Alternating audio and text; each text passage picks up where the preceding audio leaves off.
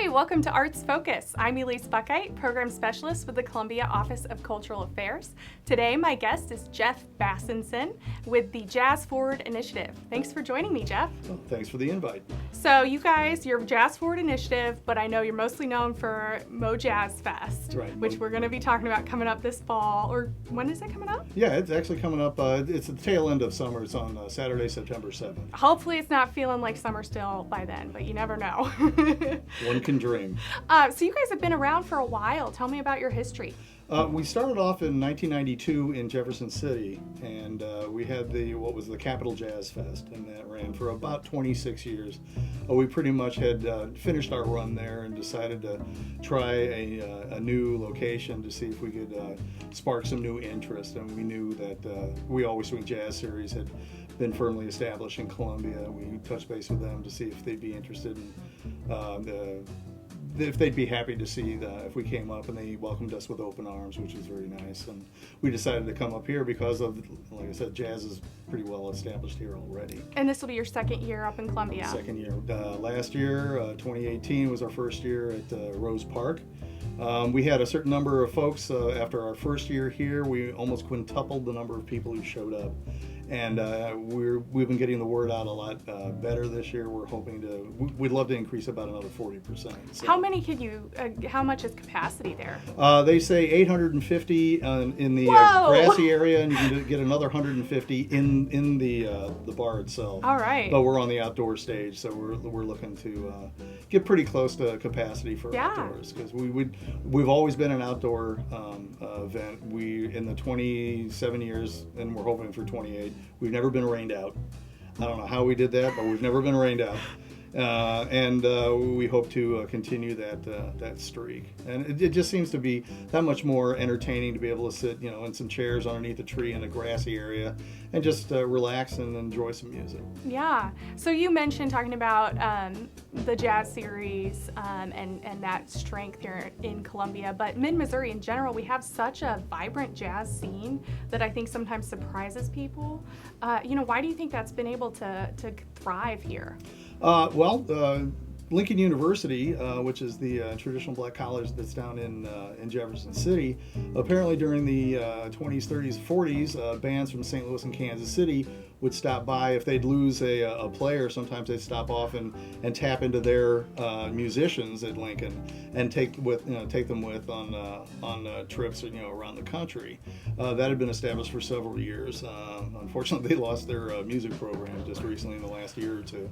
But there's always been that solid thing, and being centrally located between Kansas City and St. Louis, which both cities have had a long-standing tradition of jazz. Right. World-famous musicians from both cities have had some sort of effect on the Mid-Missouri scene. Yeah. Well, I know we appreciate those of you who are doing the work to continue that tradition here. Mm-hmm. You can't. It doesn't just do it on its own. You have to have people who invite the artist in, who are paying the artist, who are bringing it back. Right. So thank you. Well, you're welcome. So let's get down to the fest. When is it? Who do you have lined up for it? It will be Saturday, September 7th.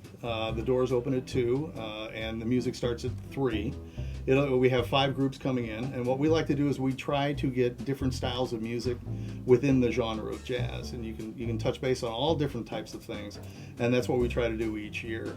So there's always something a little bit different with each group, something you might not have heard before. Might be something that piques your interest, might be something that you'd want to pursue on your own later on.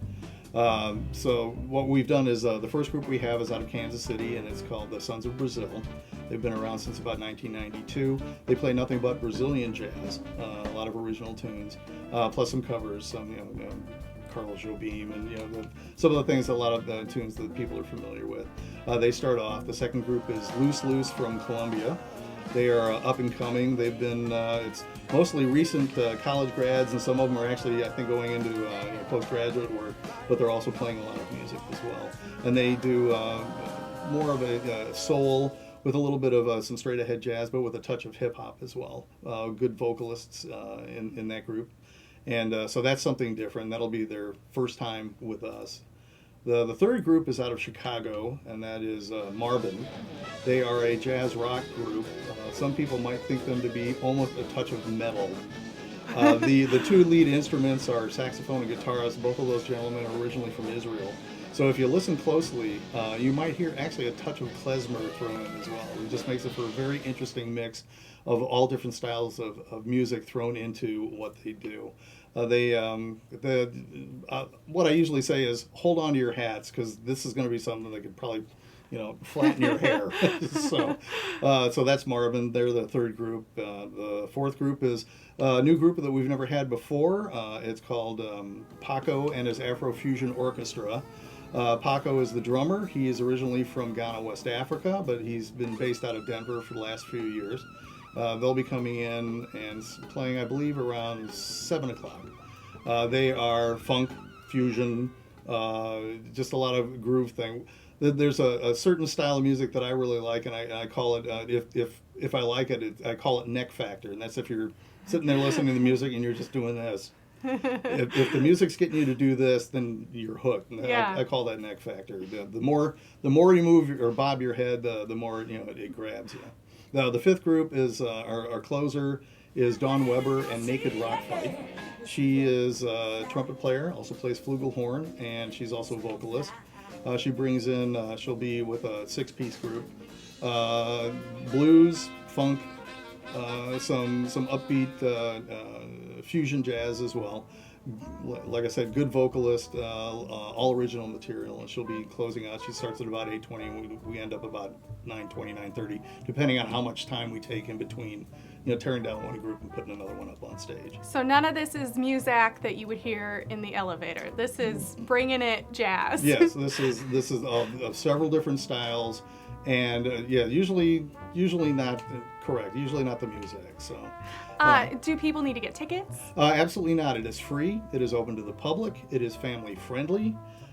Everybody is invited up until capacity, which we'd love to hit.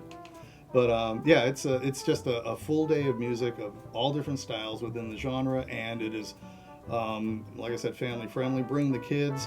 As an aside, we actually have another program called Jazz on Wheels, where we send jazz musicians into elementary schools.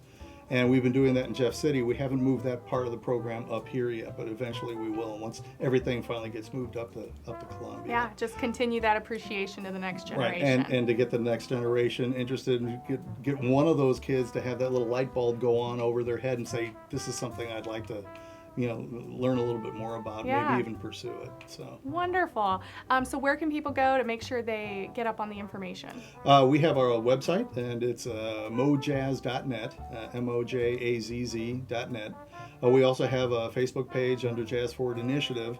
We do have an events Facebook page as well that's put on through the Rose Park, which is where the event's going to be taking place. But I usually put all the information up on that. So any information about who's going to be there, if you need any about the times, that kind of thing.